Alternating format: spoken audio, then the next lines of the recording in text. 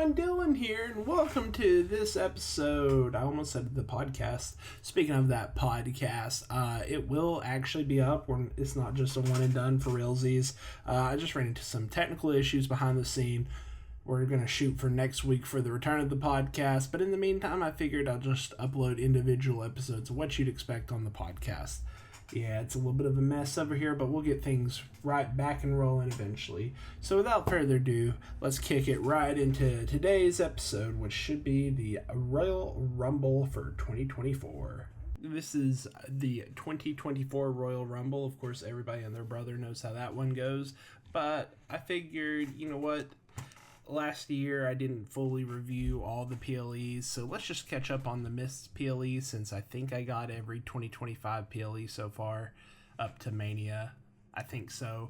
I'll correct that later if I'm wrong. But anyway, let's crack into the PLEs for 2024, starting with the Royal Rumble. This show a shot of the dome where we're at tonight in St. Petersburg, Florida. They show everybody arriving that's in a feud. This was during the time that I guess I wrote that down. I don't write it down anymore. We get a promo package narrated by everybody's favorite beer salesman, HHU Jabroni Marks XOXO. If you know, you know. We get the narration guy saying blah blah blah presents Royal Rumble. And then Michael Cole welcomes us to the show. He runs down the card for the night, and by the way, him and Corey Graves are on commentary, and a more famous announcer cuts off Corey Graves announcing because we get Pat McAfee on commentary. After that, we go to Samantha Arvine, who I deeply miss, to announce the Women's Royal Rumble. They do the normal shebang where she runs down like how a Rumble works and all that. And then we get into the show. Just like the 2025 Royal Rumble, I really don't know how to do a Rumble, so this is how you're going to get it. Entry number 1 is Natalya.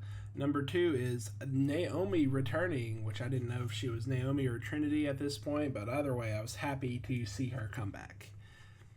Number 3 was Bayley. 4 is Candice LeRae. 5 is a surprise debut of the Knockouts champion at the time, Jordynne Grace. She gets a little showcase spot, which was cool to see. Number 6 was Indy Hartwell. Oof, that one hurts. Number 7 is Asuka. Indy got taken out by Asuka. I presume that means eliminated. 8 is Ivy Nile, who I think was just called up not even a week prior, so she still got a little bit of momentum. 9 is Katana Chance. 10 is Bianca Belair. 11 is Kairi Sane. Damage Control as a whole eliminate Candice LeRae. 12 that came out is Tegan Knox. Oof, that one hurt me. Her and Natalya were like these partners, so she tries to throw out Natalya in a swerve bro, but Bayley ends up throwing her out. I think she ended up eliminating Natalya, but I don't know. We'll figure that one out throughout the night. 13 is Kaden Carter. Kairi Sane and Asuka get dumped out by Carter and Chance, where they had a little program going on for the tag team titles right then. Number 14 is Chelsea Green. Bianca Belair takes out Jordynne Grace with a KOD off the apron. Well, they're both on the apron, and then she drops her on the apron and eliminates her that way. 15 is Piper Niven. 16 is Xia Li. 17 is Zelina Vega. 18 is Maxine Dupree. Carter gets taken out by Piper. 19 is Nia Jax, who eliminates Xia Li, Ivy Nile. And then number 20 is Shotzi. Bayley dumps out Maxine. I don't know. Somebody eliminated Piper and Katana Chance. Number 21 is Becky, who eliminates Chelsea Green. 22 is Alba Fire. 23 is Shayna Baszler. 24 is Valhalla with the antlers on. Michael Cole pops on that. He says, that means she's winning this. She ends up getting interrupted by R-Truth. He does like his comedy bit where he thinks this is the men's Royal Rumble, but then he gets dumped out of the ring. Number 25 is Mission. 26 is Zoe Stark. Shayna throws out Zelina onto Alba. And then 27 is Roxanne. I think this was her making her debut, Roxanne Perez. Making her main roster debut, I should say. Nia eliminates Baszler, Minchin, and Shotzi. 28 is Jade Cargill making her debut, minus that little teaser at Survivor Series, but we don't talk about that. She eliminates Nia Jax. And then 29 is Tiffany Stratton making her main roster debut. 30 is Liv Morgan coming back from a shoulder injury. She ends up eliminating Zoe Starks. Tiffany gets rid of Roxanne. Jade throws out Becky and uses Naomi's feet to kick Becky. Oh, okay, she throws her out of the ring and then Naomi tries to kick her or something. And she uses that move to end up kicking Becky. Somebody ends up dumping Naomi. My notes are not great, but anyway, Naomi gets dumped. Jade and Tiffany have a little mini fight that ends with Tiffany pulling on her hair and Bayley knocking both of them off the ropes. Okay, all that happened on the ropes apparently. Everybody goes to the apron, and then after a beaten Liv Morgan hits Jade with an Oblivion, Bayley kicks her off the apron to win, and she goes to WrestleMania. It's the second or third year that Liv, I think, made it to the second to last or something like that, but didn't win. But it's Bayley's year, so it's all good. I was happy. After some promos, we get LA Knight versus Randy Orton versus AJ Styles versus Roman Reigns for the Tribal Chiefs undisputed WWE World Heavyweight Championship. This was at the, what's it called? So it's not at the dawn because it's not at the beginning, so I guess it's at the eclipse. But this was towards the end of his beautiful, beautiful reign, no pun intended. We all know the results of this, so long story short, Reigns wins thanks to help of the Bloodline.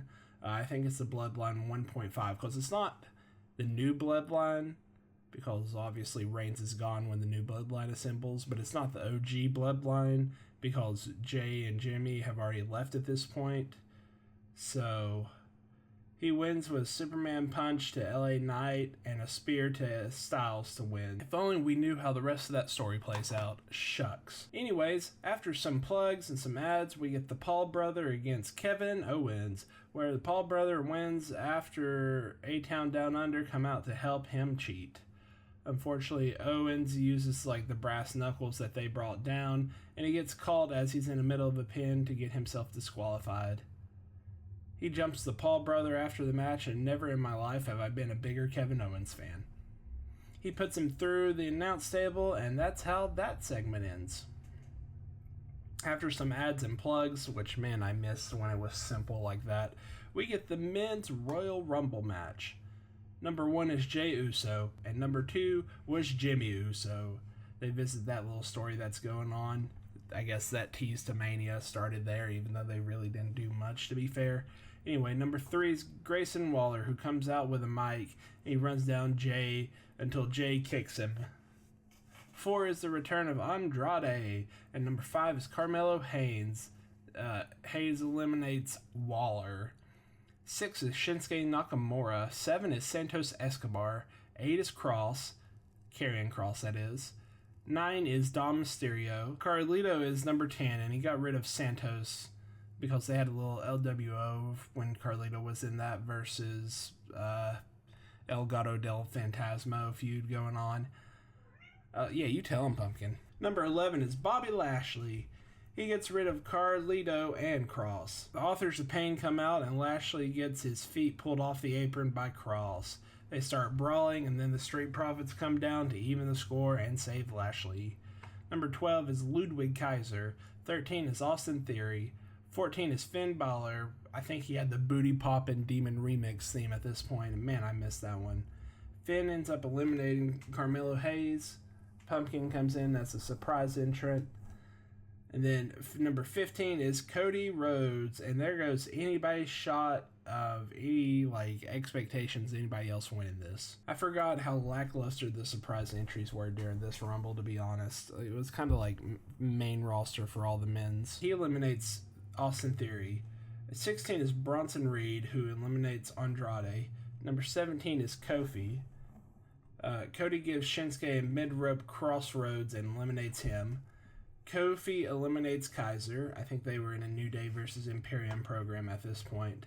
19 is Ivar. 20 is Braun Breaker, who technically made his main roster debut here, even though it'd be a couple months before he becomes the big dog. Anyway, he eliminates Jimmy Uso and Finn Balor. 21 is Omos, who awkwardly eliminates Bronson Reed. Braun Breaker eliminates Ivar. 22 is Pat McAfee, who gets in the ring, looks at Braun Breaker and Omos, and then he climbs over the top and eliminates himself. Breaker eliminates Omos. Breaker gets eliminated by Ray. Number 23 is JD, not the Judgment Day, JD Dunna, who gets speared. 24 is R-Truth, who throws JD in the ring to get eliminated by Jey Uso. He gets on the corner and then hypes up a hot tag to where Dom tags him, gets a big pot, and after that, Gunther puts him in a sleeper. So Gunther puts Dom in a sleeper, and then Dom tags in R-Truth after breaking out of that sleeper. Number 25 is The Miz. 26 is Damian Priest, who eliminates R-Truth. 27 is CM Punk. He gets rid of Dominic Mysterio. 28 is Ricochet. Gunther chops The Miz off the ropes to eliminate him. 29 is Drew. Gunther eliminates Jey Uso, which is weird. I guess they're setting up that little teaser thing. That's crazy. 30 is Sami Zayn. Drew eliminates Ricochet. Zayn eliminates Priest. Drew eliminates Zayn. Punk eliminates Drew. And then 10 minutes later, Gunther and Cody fight until Gunther gets eliminated. Punk and Cody have this little 10-minute fight that ends with Punk hitting the pedigree and then saying he didn't wait 10 years to lose to Dusty's kid. Punk goes for a GTS, but Cody reverses it and throws him out to become the winner. He celebrates by throwing up the too sweet on the corner and then kissing them and then doing the gun thing. And that's how we end the show. As history would show it, you know who ends up going to Mania and ends up beating Roman Reigns, which maybe spoils the Elimination Chamber, but also I don't think, to the best of my old man memory of last year, I don't think Roman was at the Chamber. But anyway, that was a pretty good show overall. It ended with a happy ending, so you know what? Can't complain too much.